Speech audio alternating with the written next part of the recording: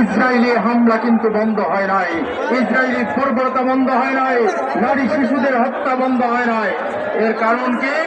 Israel তো একটি ক্ষুদ্র এবং জারজ রাষ্ট্র, যার কোনো বৈধতা নেই।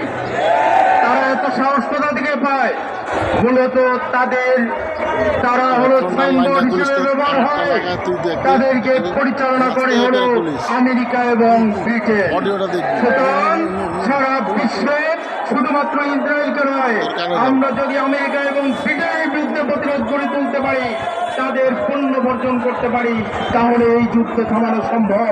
আমেরিকা এবং ইসরায়েলের অর্থনৈতিক ভিতকে নাড়িয়ে দিতে হবে।